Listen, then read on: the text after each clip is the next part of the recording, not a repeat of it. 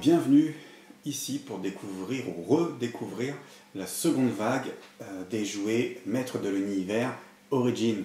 Cette nouvelle gamme qui est apparue en 2019-2020 prend son essor. Voilà, tout de suite, Mattel nous met dans le bain en nous présentant des personnages un peu surprenants pour une seconde vague. Voilà, je pense tout de suite à Scarglaw, qu'on attendait plutôt vers la fin d'une vague. On est toujours en 2020, sur la fin de l'année, je crois qu'on se dirige vers l'automne, mais on se rend compte qu'en fait Mattel ne perd pas de temps. Et que voilà, les tests commerciaux ont fonctionné, donc le test de la première vague, qui contenait quand même 6 figurines, et on poursuit tout de suite avec 4 autres figurines, 2 héros du bien et 2 génies du mal. Voilà.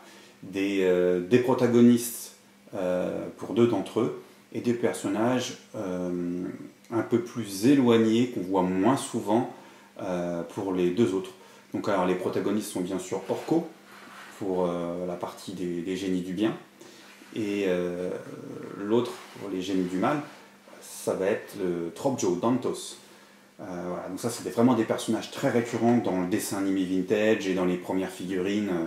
Voilà, c'était des personnages courants.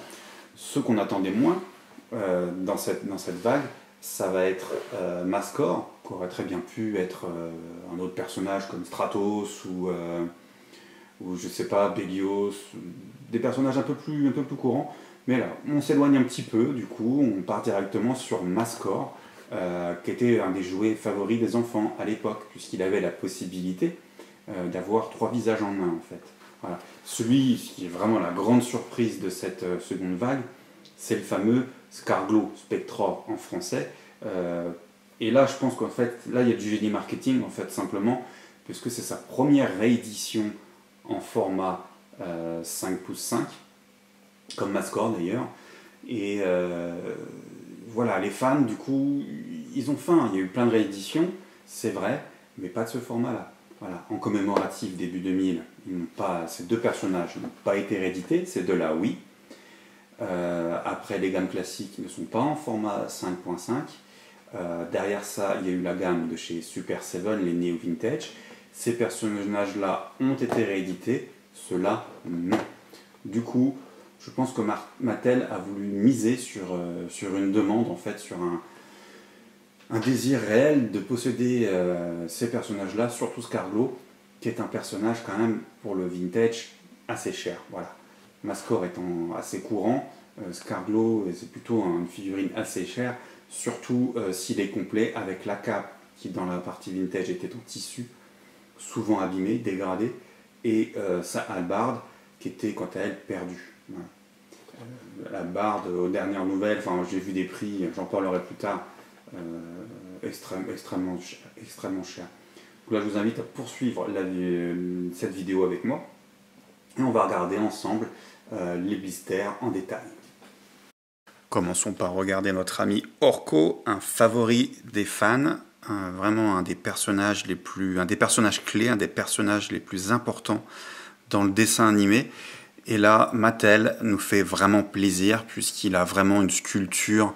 Il est beau, quoi, il est vraiment magnifique et cette sculpture rend vraiment hommage aux personnages qu'on a pu voir chez Filmation dans les années 80. Voilà. On voit à travers le blister que Orko vient avec un socle sur lequel on pourra le positionner afin qu'il soit surélevé. C'est vrai que la figurine vintage, on l'a posée au sol, alors que le personnage est censé être en perpétuelle lévitation. Voilà. On voit également qu'il y a un nouveau mini-comics, c'est pas le même que pour la vague 1, et que sa bulle est légèrement différente de celle des autres personnages, un peu plus large et peut-être un peu plus épaisse, ça j'ai pas mesuré. Voilà, ainsi que l'insert dans lequel Orko repose à l'intérieur du blister. Cet insert est différent des autres personnages en fait. Ça rappelle un petit peu justement l'insert aussi qu'il y avait dans le blister vintage. Ici on est sur une carte euro.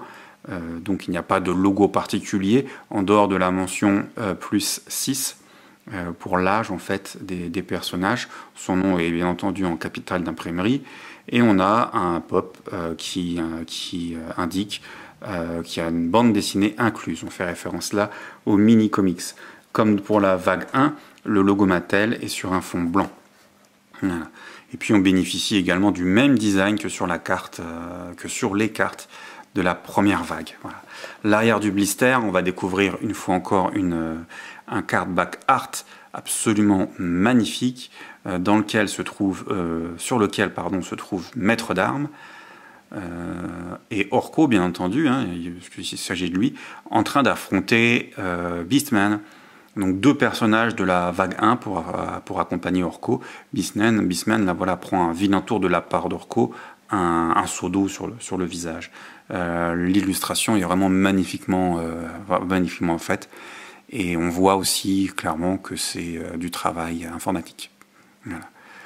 Sur la partie basse du blister, on va retrouver 6 cross-cell art, donc Musclor et Skeletor issus de la vague 1. Les prénoms des personnages sont en anglais, même pour les cartes euros, et les 4 personnages de la seconde vague, donc Manyface, Orko, Trapjaw et Scarglaw. Voilà. Sur la partie gauche, on va retrouver deux cases où on voit Orko en action. Donc on peut le positionner comme ça, comme ici sur la base, et les bras, on peut les tourner dans tous les sens. Voilà. Donc, ce qui est bien.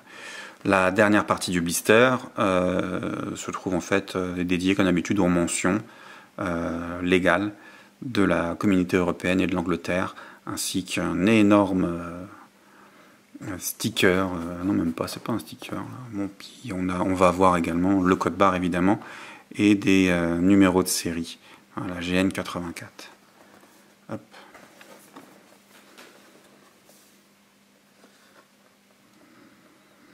Voilà, une blister bulle transparente où on peut voir pas mal de détails de la figurine.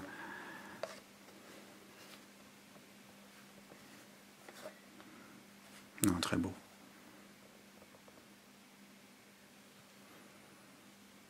Et c'est bien qu'ils aient conservé ce petit, ce renflement dans la bulle. Alors je ne sais pas trop à quoi ça sert. Je pense qu'à l'époque, les bulles étaient moins grandes. C'était pour stabiliser le personnage au fond du blister en fait. Et ici, ça va plus être commémoratif en fait. Hein. Voilà, on passe à Trapjaw, un personnage méchant. Donc les prix à l'époque, 2020, bon, c'est pas si vieux, voilà, tournent aux alentours d'une vingtaine d'euros.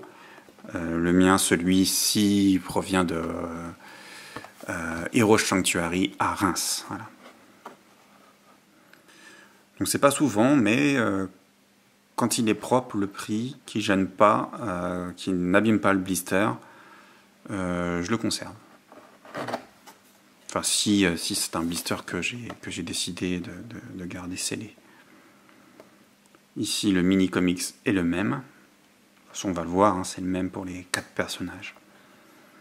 Ce qui fera en tout 2 mini-comics pour deux vagues.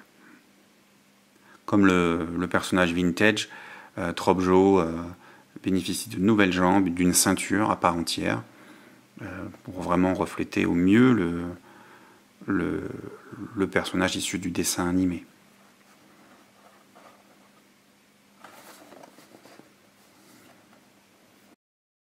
À l'arrière, alors j'aime beaucoup cette illustration, puisqu'elle nous rappelle un petit peu les toutes premières illustrations réalisées par Errol McCarthy en 81-82. Voilà, c'est-à-dire la particularité, c'est qu'on va avoir un décor assez sobre, voilà, et puis même des arbres qu'on pourrait presque identifier comme étant des arbres provenant de la planète Terre. Voilà, l'illustration présente Trapjaw sur un filin, attaché d'ailleurs avec une pince. Personnellement, j'ai jamais glissé de fil à l'intérieur d'une de mes figurines, aussi bien vintage que les autres. Et j'ai jamais vu personne le faire en dehors sur la publicité du personnage vintage par Mattel, voilà, à l'époque, quoi. Trapjaw ici affronte Musclor et Bélios. Bélios, alors au niveau de la couleur, là, c'est pas fou, hein, on sait pas trop si si notre Bélios il est orange ou rouge. Alors quelle différence cela peut faire? Eh bien, c'est que s'il est orange, ça relie plutôt le mini-comics en fait. Bélios est en rouge sur la figurine vintage, et bien entendu dans le dessin animé. Voilà. Musclor est armé de son hache de combat, enfin la double hache qu'il caractérise, et puis là on voit vraiment que ça a respecté des caractéristiques d'Alcala en fait, Alfredo Alcala qu'il a dessiné pour la première fois, et celle aussi donc qui a été réalisée dans la première vague en jouet. Voilà. Les cross-cell art sont sans surprise les mêmes. Voilà, Musclor, Manyface, Orko, Skeletor, Trapjaw, Scarglaw. Et ici les cartouches nous présente en fait ce que peut réaliser Trapjaw. Donc on peut lui changer ses accessoires. Voilà, il a un gun, un crochet, une pince. Et on peut voir également qu'on peut lui ouvrir ou fermer la bouche. Voilà.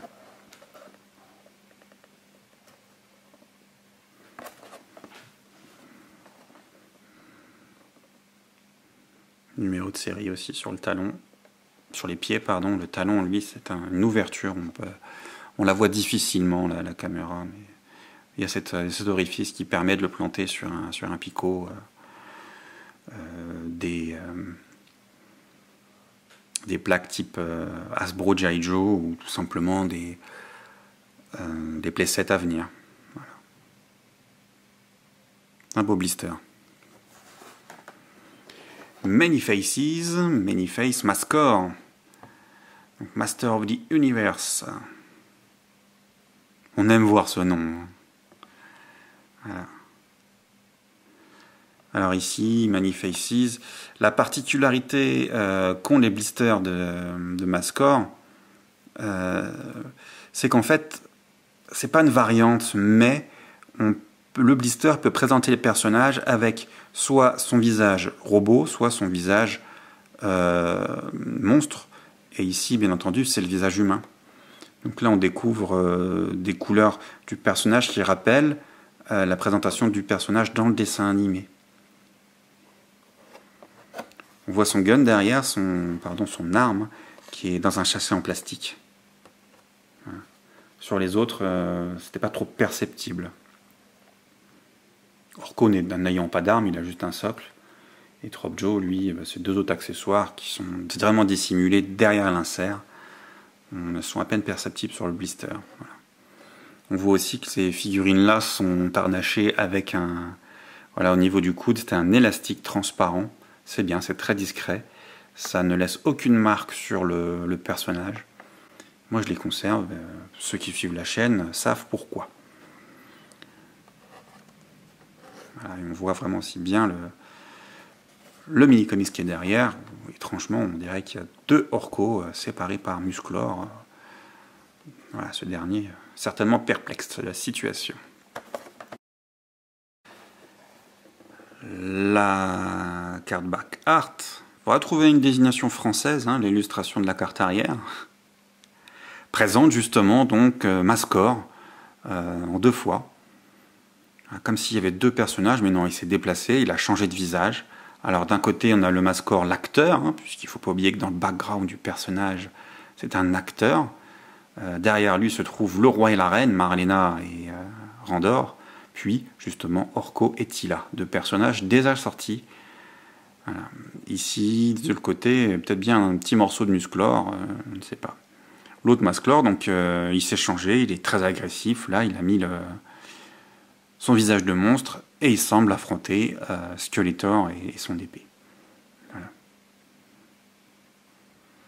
Cette scène aussi est sympa, puisqu'elle a l'air de se passer dans la même salle que le cardback de Teela, vague 1, en fait, qui était déjà reprise du cardback de Orko Vintage. Hein. Donc on voit ça avec les décorations sur les murs, en fait, hein, les pierres, et puis l'espèce de vitraux, voilà, transparents. Mais ça ressemble vraiment à la même salle, c'est intéressant. Voilà, bon, on va pas assez de commentaires sur les cross-cell art, si ce n'est que, il faut quand même bien insister, moi ce que j'apprécie, hop, je sais pas si on va bien le voir à la caméra, sinon on verra, je mettrai autre chose, c'est la réalisation de ces cross-cell art. Elles sont vraiment magnifiquement réalisées, elles sont très belles. Voilà, sur les cartouches du côté gauche, justement, on nous montre que Mascor porte son nom à juste titre, dans la mesure où on peut lui faire évoluer son visage. Human, Robot, Monster, comme disaient les blisters vintage. Et justement, ce que j'aimais bien, c'est que dans les blisters vintage, on avait vraiment ces trois cartouches-là. Et je le lis encore comme si je l'avais sous les yeux. Human, Robot, Monster. Voilà, c'est très chic de revoir ça.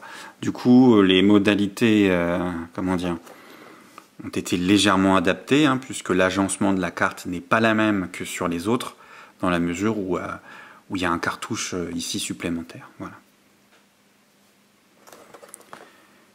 Dernier personnage de cette seconde vague, dernier blister de cette fantastique série, Scarglaw, Spectror en français. Et voilà, du coup, ce personnage-là fut rapidement out of stock et un peu compliqué à avoir. Les prix à l'époque, à partir de 2021, les prix ont tout de suite gonflé et on devait, ceux qui ne l'avaient pas eu, ont dû payer leur Scarglaw jusqu'à 70 €, ouais, ce que j'avais vu. Voilà. Moi, j'en ai eu deux directs à prix correct. Voilà. Un en loose et puis le deuxième, bah, voilà, vous l'avez sous les yeux.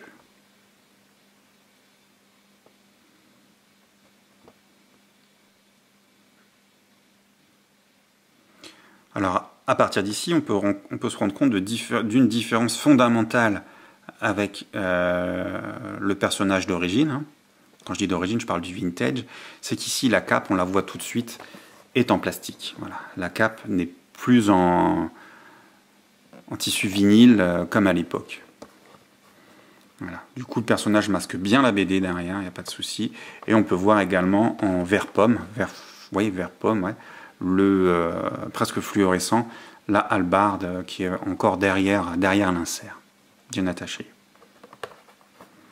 Porte les mêmes bottes que Skeletor. Donc on garde un petit peu le même concept hein, sur les origines que le vintage, en ayant un maximum de parties repaint.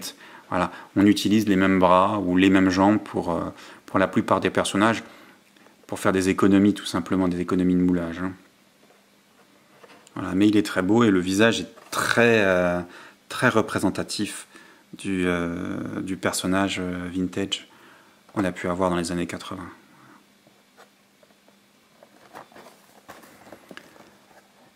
L'illustration de la carte arrière est vraiment magnifique. Alors là, on change de territoire. On a plutôt l'impression qu'on se retrouve dans Subterria. Et Scarglaw saute, attaque, surprend un prince Adam complètement désarçonné et un autre personnage qui, lui, nous surprend, nous. C'est la présence de Pinsor.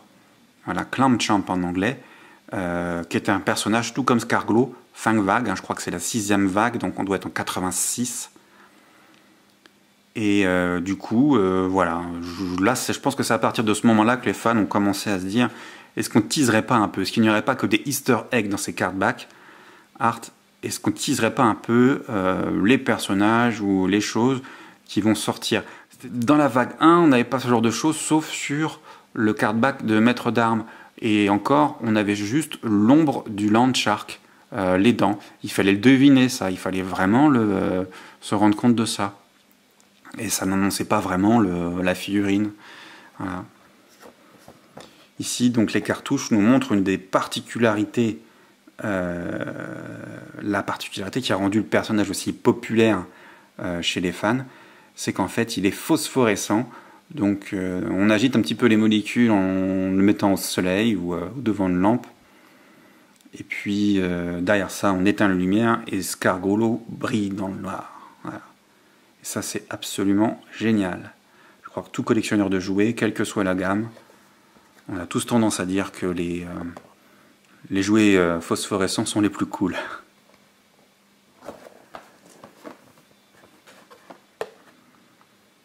Voilà pour la revue de ces 4 blisters. Il me reste à vous présenter le mini-comics. On va regarder ça tout de suite. Alors ici, je vous propose une petite expérience qui va nous permettre de démontrer un petit peu la puissance de la fluorescence de notre ami Scarglaw. Donc là, j'avance dans un couloir. Tout doucement, on va voir virer un petit peu de manière fluorescente. Là, ça commence déjà à prendre, plus c'est sombre.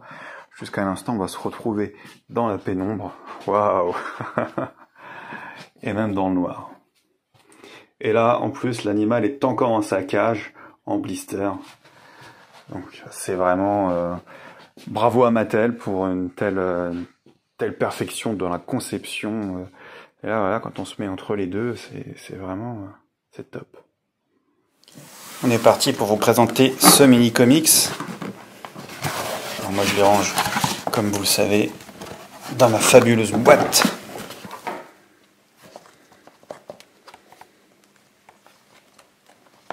Du coup, c'est celui-ci et j'en prends deux, puisqu'il va y avoir une petite différence.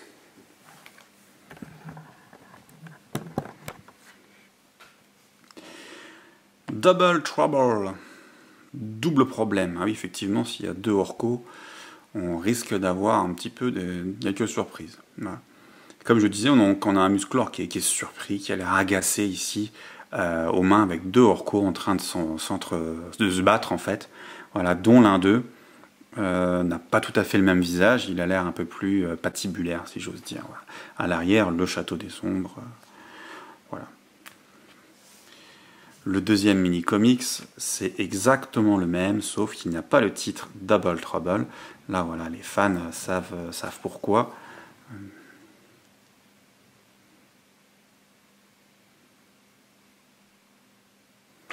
Alors ici, hop, on ouvre, on va avoir bien entendu une histoire dans laquelle on va retrouver les protagonistes de cette seconde vague, en plus de ceux de la première. Bien entendu, Musclor et Skeletor sont de la partie. On voit aussi qu'ils sont sur le Jet Sled pour Mascor et Musclor, donc véhicule qui a clôturé la vague 1 et était vendu en pack avec le Prince Adam. Les personnages se retrouvent devant le château des ombres et en gros, voilà, Skeletor invoque ou s'occupe un peu de l'esprit de Orko pour arriver justement à ses fins, voilà. Et il fait également apparaître Scarglaw et Tropjo aussi. Voilà. Donc les quatre protagonistes, Mascor, Orko, Dantos et Spector sont tous les quatre de la partie dans ce comics. Et ça c'est bien, donc à l'ancienne, vraiment on va avoir un comics dont le scénario est centré autour de ces personnages-là. Voilà.